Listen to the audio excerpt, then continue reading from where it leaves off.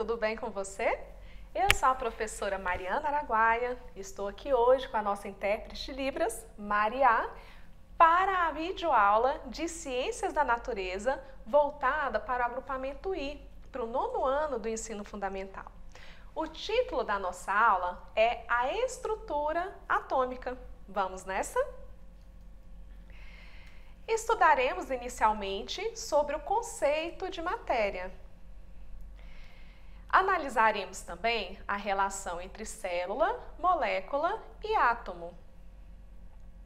Estudaremos sobre os modelos atômicos, assim como as regiões do átomo e as suas partículas. Estudaremos sobre o elemento químico, sobre a tabela periódica e finalizando com a carga elétrica dos átomos. Tudo que ocupa lugar no espaço e apresenta massa, nós chamamos de matéria. Então, o organismo, um ser humano, ele é considerado matéria. Assim como um sistema, assim como um órgão, um tecido, uma célula, não é mesmo? Então, tudo que existe ao nosso redor, não somente aquilo que é vivo, mas aquilo que é não vivo também, é formada por matéria, é chamada de matéria e formada por partículas fundamentais que nós chamamos de átomos. Esses átomos geralmente são encontrados unidos entre si, formando o que nós chamamos de moléculas. Então, se eu pegar aquele modelo de célula que eu mostrei há pouco e pudesse ampliar, percebendo cada partícula que forma essa célula, eu encontraria diversas moléculas, que são esses agrupamentos de átomos. O átomo, pessoal, há muito tempo esse conceito de átomo foi sendo desenvolvido até chegar no conhecimento que nós temos hoje. John Dalton, por exemplo, foi um cientista que no início do século XIX já tinha algumas informações pesquisadas sobre eles. Ele percebeu, primeiramente, que existiam tipos diferentes de átomos. Dalton também, ele percebeu que através de transformações químicas, esses átomos formavam as moléculas. Este desenho dessa esfera seria a representação de átomo na perspectiva desse cientista chamado Dalton. Então, para ele, o átomo era uma esfera maciça de tamanho muito pequeno. Outro cientista, o Thomson, que é esse aqui da foto, no final do século XIX, acrescentou novos conhecimentos sobre os átomos. Ele pôde analisar e concluir que eles eram eletricamente neutros, percebeu também que todos os átomos possuíam o mesmo tipo de partícula, uma partícula com carga negativa, com carga elétrica negativa. Então, o modelo de Thomson era esse aqui, o modelo atômico dele. O átomo, então, seria essa esfera maciça, com carga elétrica positiva, tendo ao redor dessa esfera, várias partículas de carga elétrica negativa, sendo então essas cargas anulando uma a outra, a carga negativa com a positiva, tornando uma carga neutra. Um outro cientista, uma outra cientista, na verdade, Marie Curie, juntamente com seu esposo, Pierre Curie, acrescentaram novas informações também. Eles perceberam que alguns átomos emitiam radiação de uma forma espontânea. E esse conhecimento relacionando os átomos à radiação permitiu com que Ernest Rutherford, este cientista, elaborasse mais conhecimentos para nós. Em 1919, por exemplo, ele pôde afirmar sobre uma radiação menos penetrante, a radiação alfa, que ela era encontrada em todos os átomos. Ele concluiu também que essa radiação alfa, ela era de carga positiva e deu a ela o nome de próton. Rutherford também afirmou que a quantidade de prótons que um átomo possui está diretamente relacionada às propriedades daquele átomo. Afirmou também que o próton, essa carga positiva, estaria numa região do átomo chamada de núcleo. havendo também nele, ao redor do núcleo, uma região denominada eletrosfera, com as partículas negativas que já haviam sido conhecidas. Ele percebeu também que a massa do núcleo do átomo era um pouco maior do que a massa dos prótons. Então, ele passou a supor e concluiu que havia uma terceira partícula nos átomos, dando o nome de nêutron, uma partícula sem carga, uma partícula nula. Então, esse aqui é o modelo de Rutherford. Aqui no centro, então, temos o núcleo, contendo os prótons e os nêutrons, e ao redor do núcleo, na eletrosfera, as partículas denominadas elétrons. O conhecimento de Rutherford, juntamente com de outros cientistas, permitiu com que Niels Bohr, este cientista que eu estou apontando, sistematizasse novos conhecimentos. Aqui nós temos uma foto de Bohr ao lado de Albert Einstein.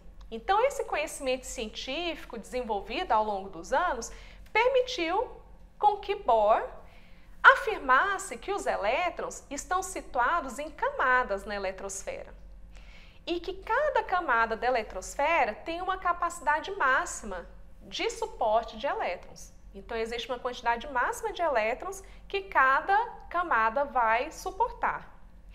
Ele afirmou também que quanto mais afastado do núcleo, mais energia vai ter aquela região ali do átomo.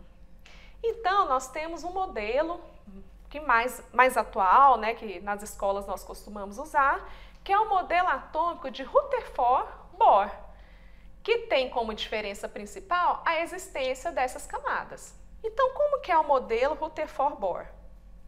Nós temos o núcleo no centro, que possui as partículas prótons, que são positivas, e nêutrons, que não têm carga elétrica. Ao redor do núcleo, nós temos os elétrons, que estão situados nas camadas da eletrosfera. Cada camada vai ter uma letra, a partir da letra K. A partir desses conhecimentos que nós adquirimos até aqui, nós podemos, então, falar sobre o elemento químico, que nada mais é que um conjunto de átomos que possui o mesmo número atômico. Esse tal de número atômico é representado pela letra Z e nada mais é do que a quantidade de prótons que um átomo vai possuir. Os elementos químicos estão representados na tabela periódica. Essa imagem representa a tabela, sendo que cada elemento químico vai ser apresentado na tabela em ordem crescente de acordo com o número atômico. Esse número atômico, então, eu já falei para você, que ele significa a quantidade de prótons que o átomo tem.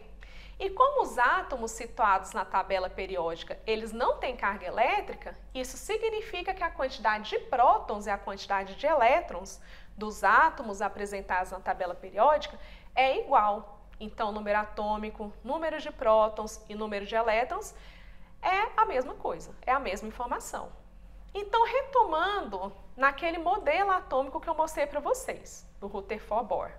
Se eu contar a quantidade de elétrons que tem aqui, eu vou ver que nós temos 12 elétrons, o que significa que nós temos um número atômico igual a 12. Então, eu posso retornar à tabela periódica e, por ordem crescente, 1, 2, 3, 4, eu chego lá no número 12, identificando esse elemento químico aqui, que é o magnésio. Lá na tabela periódica, algumas informações vão aparecer. O nome do elemento químico, com a sua abreviatura. Aparece também o número atômico, que é a quantidade de prótons. Alguns vão apresentar também como os elétrons estão distribuídos, assim como a massa. Essa massa ela é representada pelo somatório da quantidade de prótons e quantidade de nêutrons. Nesse caso aqui, a massa do magnésio é 24. Um átomo, quando ele está neutro, significa que a quantidade de prótons é igual à quantidade de elétrons. Isso nós já falamos, não é mesmo?